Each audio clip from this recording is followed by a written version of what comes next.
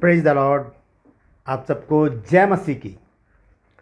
परमेश्वर का धन्यवाद देता हूँ आज के दिन को दिखाने के लिए। परमेश्वर ने हम सबको जीवित रखा, सही सलामत रखा, हम उसका धन्यवाद देते हैं। और आज जैसे कि आप जानते हैं फादर्स डे है, तो मेरी ओर से आप सबको फादर्स डे की ढेर सारी शुभकामनाएं। हालेलुया। आज इसी विषय पर एक छोटा सा मैसेज मैं आपके साथ शेयर करना चाहता हूँ। बने रहिएगा मेरे साथ। मैं आपका दोस्त पास्टर राज मैसी आपसे मुखातिब हूँ और आपने ट्यून किया है मेरा यूट्यूब चैनल जिसका नाम है ब्रदर राज मैसी। आपसे गुजारिश है कि मेरे चैनल को सब्सक्राइब करें, वीडियोस को लाइक करें, शेयर करें और कमेंट सेक्शन में आकर ज़रूर बताएं कि आपको मेरा प्रयास कैसा लग रहा है। हालेलुया। तो आइए आज के वचन को शुरू करते हैं।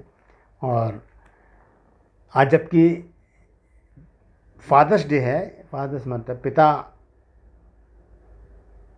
डे, बाप, डैड, पिताजी, कितने नामों से हम अपने पिता को पुकारते हैं ना, संसारिक पिता को। लेकिन हमारा जो स्वर्गीय पिता है उसे हम सिर्फ पिता कह के पुकारते हैं, हे अब्बा, हे पिता कह के। और बहुत बार प्रभु भी कहते हैं। हालेलुया। तो आज हम इन बातों को देखेंगे कि परमेश्वर किस प्रकार का पिता है। हालेलुया। मैं आपको बता दूं दोस्तों कि परमेश्वर के हृदय में, परमेश्वर के परमेश्वर के सीने में एक बाप का हृदय है, एक पिता का हृदय है। हम उत्पत्ति में देखते हैं कि उत्पत्ति में आदम और हव्वा को परमेश्वर ने बनाया और उन्हें अदन की वाटिका में रख दिया। और जब वहाँ पर उन्होंने पाप कर दिया तो परमेश्वर को बहुत गुस्सा आया और परमेश्वर ने क्या किया, उनको श्राप दिया। फिर पहले स्त्री को दिया, फिर सर्प को दिया। उसके बाद आदम से भी कहा कि भूमि तेरे कारण श्रापित हो गई है। अब तो इस जब तक तेरा चोटी का पसीना एड़ी में नहीं आएगा तू खा नहीं सकता। लेकिन इसके बाद ये क्रोध, श्राप, इसके बाद हम देखते हैं बाप का हृदय परमेश्वर के अंदर से जागता है। और वो आयत इस बात को प्रूफ कर देती है, साबित कर देती है कि हाँ, सच में जिसको हम परमेश्वर कहते हैं, जिसको हम हे पिता कहते हैं, सच में उसके सीने में तो बाप का ही हृदय है। अभी थोड़ी देर बाद थोड़ी देर बाद वो हमें क्या करने वाला है। थोड़ी देर पहले, सॉरी मैं बात भूल गया, थोड़ी देर पहले वो कैसा है, वो क्रोध कर रहा है, वो श्राप दे रहा है। ये क्या किया तुमने, मैंने जो मना करा था तुमने वो फल खा लिया है क्या। वो डर गए, आदम और हव्वा छुप गए थे वो परमेश्वर से। गुस्सा आया प्रभु को, ये क्या करा तुमने, जो मैंने मना किया तुम उसको क्यों करते। ऐसे तो संसारिक पिता भी है, वो भी तो गुस्सा होता है। वो भी तो कहता है कि तुमने, बेटा मैंने मना करा था, तूने ये काम क्यों किया। वो बच्चे डर जाते हैं इस बात से। एक डांट बाप की जो होती है बहुत ज़रूरी होती है बच्चों के लिए। वही डांट परमेश्वर ने आदम और हव्वा को लगाई। खासतौर से आदम को कहा कि जो फल मैंने मना किया था तुझे खाने के लिए, तूने उसको खा लिया क्या, ये क्या किया तूने। गुस्सा आया परमेश्वर को बहुत, और गुस्से में ही श्राप दिए जाते हैं। गुस्से में परमेश्वर ने स्त्री से, अब क्या हुआ, जब परमेश्वर ने देखा कि इन्होंने फल खा लिया है तो आदम डर गया। आदम ने तुरंत इल्ज़ाम लगाया कि तूने जो स्त्री मुझे दी है ना, उसने मुझे खिला दिया। फिर स्त्री से पूछा, उसने कहा उस सर्प ने मुझे खिला दिया। मतलब इल्ज़ाम पर इल्ज़ाम, पाप करो इसके बाद फिर झूठ बोलो। तो ये तो शुरू से ही चलता आ रहा है। लेकिन हम देखेंगे आज परमेश्वर के एक अलग रूप को, कैसा पिता है हमारा। हालेलुया। और इसीलिए बाइबल में लिखा है कि दुख देकर पछताता है वो। भजन संहिता 86 में, यूएल 2 अध्याय में हम पढ़ सकते हैं 5 विशेषताएं हैं परमेश्वर की। वहाँ पर हम बाद में जाएंगे। पहले मैं आपको ये बता दूं कि जब परमेश्वर ने आदम और हव्वा को श्राप दे दिया, उसके बाद परमेश्वर को दुख हुआ कि मैंने क्या कर दिया। और फिर परमेश्वर ने क्या किया, देखिए 3 अध्याय, उत्पत्ति 3 अध्याय में यहाँ पर लिखा है, 21 आयत पढ़ रहा हूँ मैं। और यहोवा परमेश्वर ने आदम और उसकी पत्नी के लिए चमड़े के अंगरखे बनाकर उनको पहनाए।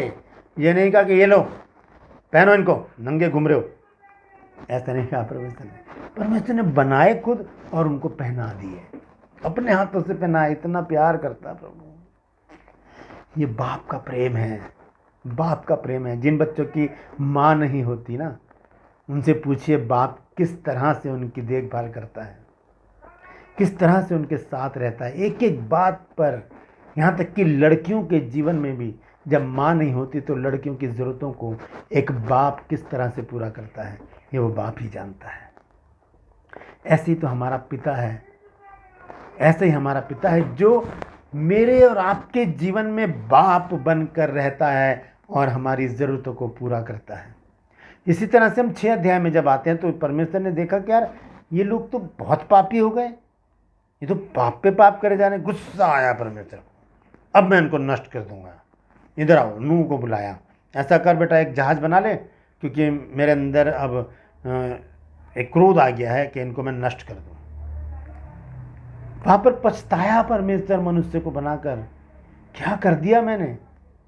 और जब जल प्रलय के बाद सब कुछ खत्म हो गया तब भी परमेश्वर पछताया, ये मैंने क्या कर दिया। फिर परमेश्वर ने कहा अब मैं पानी से कभी भी मनुष्य का नाश नहीं करूँगा। तो ये परमेश्वर की 1-2 विशेषताएं मैंने बताई हैं। पूरी बाइबल परमेश्वर की विशेषता से भरी हुई हैं। कुछ बातें और मैं बताऊंगा। देखिए योएल नबी की पुस्तक निकाल लीजिए, योएल, और उसका मैं पढ़ूंगा। हालेलुया, प्रभु को धन्यवाद देंगे।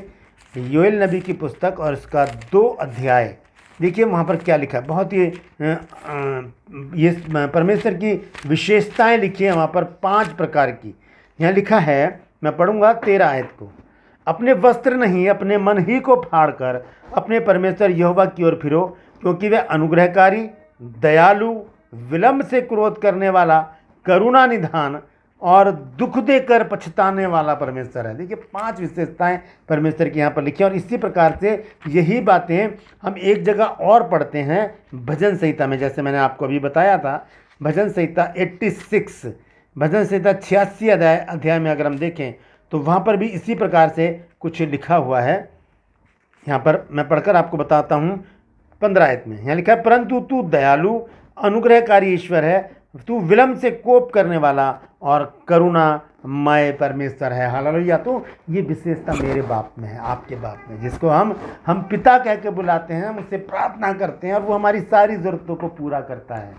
लेकिन एक शर्त है दोस्तों, उसका बच्चा बनने के लिए, उसका बेटा बनने के लिए, उसकी बेटी बनने के लिए कुछ शर्त हैं, वो हमें पूरी करनी पड़ेंगी, अन्यथा ऐसे ही हमें वो रुतबा, वो पद नहीं मिल जाएगा उसकी संतान होने का।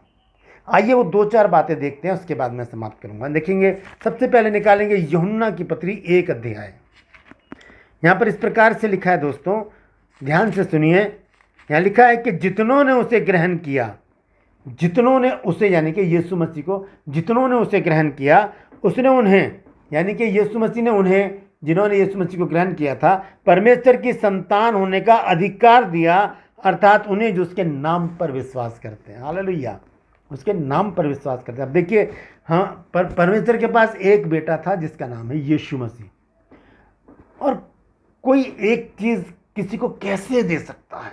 हालेलुया, एक ही चीज़ है मेरे पास एक ही चश्मा है, कोई मांग ले तो मैं कैसे दे दूंगा, फिर मुझे तो दिखेगा नहीं, मैं कैसे पढ़ूंगा, मैं कैसे काम कर सकता हूं।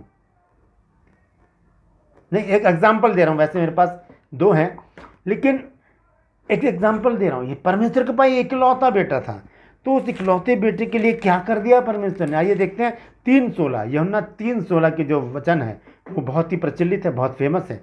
यहाँ लिखा है कि परमेश्वर ने, क्योंकि परमेश्वर ने जगत से ऐसा प्रेम रखा कि उसने अपना इकलौता पुत्र दे दिया। क्या कर दिया? दे दिया। लो, मार डालो इसको, ये मरेगा तभी तुम्हारा उद्धार होगा। दे दिया है ना। यहाँ लिखा है परमेश्वर ने जगत से ऐसा प्रेम रखा कि उसने अपना इकलौता पुत्र दे दिया, ताकि जो कोई उसके ऊपर विश्वास करे वो नाश ना हो परंतु अनंत जीवन पाए। अब परमेश्वर के पास एक ही बेटा था, दे दिया उसने, लेकिन अब कितने हैं उसके पास, कितने लोग उससे हे अब्बा हे पिता कह के प्रार्थना करते, हजारों, लाखों, करोड़ों, अरबों, खरबों, अनगिनत इतने बच्चे हो गए हैं परमेश्वर के। एक दिया, अनगिनत ले लिए। ऐसी तो हमारे साथ हो सकता है। हम अपने आप को जब परमेश्वर को दे देंगे, परमेश्वर हमें अनगिनत आशीष देगा। हालेलुया। तो हमने यूहन्ना 1:12 में सबसे पहले पढ़ा कि किस प्रकार हम परमेश्वर की संतान बन सकते हैं। ये वो शर्त है जब हम परमेश्वर से आशीष पाना चाहते हैं, जब हम परमेश्वर को अपना पिता कहकर बुला सकते हैं। दूसरी बात देखेंगे, मत्ती 5 अध्याय में लिखा है, शायद आपको याद आ गया होगा जब मैंने मत्ती 5 बोला है, तो यहाँ लिखा है 6-9 आयत में, धन्य है वे जो मेल करवाने वाले हैं क्योंकि वे परमेश्वर के पुत्र कहलाएंगे।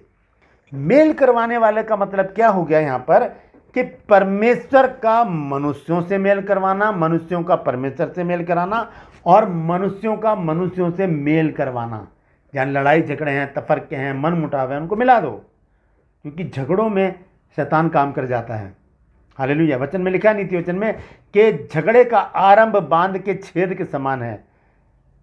झगड़ा बढ़ने से पहले उसे समाप्त कर देना ही अच्छा है। क्या करेगा, बांध फट जाएगा, सब कुछ तहस नहस हो जाएगा। तो यहाँ पे लिखा है कि धन्य है वे जो मेल करवाने वाले हैं, मनुष्य का परमेश्वर से और मनुष्य का मनुष्य से जो मेल कराते हैं, वो परमेश्वर के पुत्र कहलाएंगे। पहले हमने देखा था जो यीशु मसीह को के ऊपर विश्वास करते हैं वो परमेश्वर की संतान कहलाएंगे। फिर हमने देखा जो मेल करवाने वाले हैं, ये शर्तें हैं परमेश्वर की संतान बनने की, ठीक है। और हम देखेंगे आगे चलकर, यहाँ पर 5 अध्याय में ही है, 44 और 45 आयत, यहाँ लिखा है, परंतु मैं 43 से पढ़ूंगा तो अच्छी तरह समझ में आ जाएगा। तुम सुन चुके हो कि कहा गया था कि अपने पड़ोसी से प्रेम रखना और अपने बैरी से बैर, परंतु मैं तुमसे कहता हूं कि अपने बैरियों से प्रेम रखो और अपने सताने वालों के लिए प्रार्थना करो, जिससे तुम स्वर्गीय पिता की संतान ठहरोगे, क्योंकि वह भलों और बुरों दोनों पर अपना सूर्य उदय करता है और धर्मियों और अधर्मियों दोनों पर मेघ बरसाता है ना। 2 बातें यहाँ पर दी हैं कि हम क्या करें, अपने बैरियों से प्रेम रखें और अपने सताने वालों के लिए प्रार्थना करें, तभी हम परमेश्वर की संतान ठहरेंगे। आइए और देखते हैं आगे आखिर में, उसके बाद मैं समाप्त करूंगा। और भी बहुत सारी बातें होंगी, हम ढूंढ सकते हैं, आप ढूंढ सकते हैं कि किस प्रकार हम परमेश्वर की संतान बन सकते हैं, लेकिन मैंने ये 4 ही पॉइंट आपके सामने रखे हैं। हम देखेंगे रोमियो 8 अध्याय और उसका 14 पद। हालेलुया। रोमियो 8:14 पद में क्या लिखा है, देखिए यहाँ पर लिखा है, इसलिए जितने लोग परमेश्वर के आत्मा के चलाए चलते हैं वे ही परमेश्वर के पुत्र हैं। वही परमेश्वर के पुत्र हैं जो आत्मा के चलाए चलते हैं, जिन्होंने यीशु मसीह के ऊपर विश्वास कर लिया, जो मेल करवाने वाले हैं और जो अपने बैरियों से प्रेम रखते हैं और अपने सताने वालों के लिए प्रार्थना करते हैं, वही परमेश्वर की संतान है। ये 5 बातें हमारे अंदर हो जाएं अगर, तभी हम कह सकते हैं, प्रभु तू मेरा पिता है, मैं तेरा बेटा हूँ। हालेलुया। मैं तेरा बेटा हूँ, मैं तेरी संतान हूँ, मैं तेरा बच्चा हूँ। हालेलुया। परमेश्वर हमारा पिता है। आइए अंत में एक वचन और पढ़ के मैं समाप्त करूंगा। कुरिन्थियों में निकाल लेंगे, पहला कुरिन्थियों 6, दूसरा कुरिन्थियों 6 अध्याय, सॉरी। और यहाँ पर इस प्रकार से लिखा है, ध्यान से सुनिएगा। 14 ऐसे मैं पढ़ूंगा जल्दी से। अविश्वासियों के साथ असमान जुए में ना जूतो, ये 5वीं शर्त है, ऐसा नहीं करना है हमको। क्योंकि धार्मिकता और अधर्म का क्या मेल जोल, या ज्योति और अंधकार की क्या संगति, और मसीह का बलियाल के साथ क्या लगाव, या विश्वासी के साथ अविश्वासी का क्या नाता, और मूर्तों के साथ परमेश्वर के मंदिर का क्या संबंध। क्योंकि हम तो जीवते परमेश्वर के मंदिर हैं, जैसा परमेश्वर ने कहा कि मैं उनमें बसा रहूँगा और उनमें चला फिरा करूँगा और मैं उनका परमेश्वर हूँगा, वो मेरे लोग होंगे। इसलिए प्रभु कहता है कि उनके बीच में से निकलो और अलग रहो और अशुद्ध वस्तु को मत छुओ, तो मैं तुम्हें ग्रहण करूँगा और तुम्हारा पिता होऊंगा और तुम मेरे बेटे और बेटियाँ होंगे। यह सर्वशक्तिमान परमेश्वर का वचन है। बेटे और बेटी, असमान जुए में नहीं जुटना, अविश्वासियों के साथ नहीं रहना और अशुद्ध वस्तुओं को नहीं छूना। हालेलुया। तो ये 5 पॉइंट मैंने आपको बताया कैसे हम परमेश्वर की संतान बन सकते हैं। परमेश्वर हमारा पिता है और वचन में लिखा है कि पृथ्वी पर किसी को भी अपना बाप मत कहो, किसी को भी। मत्ती की इंजील 16 अध्याय। Hallelujah, hallelujah. देखिए क्या लिखा है यहाँ पर, जीसस। यहाँ पर 16 अध्याय नहीं है, मैं आपको बता दूं,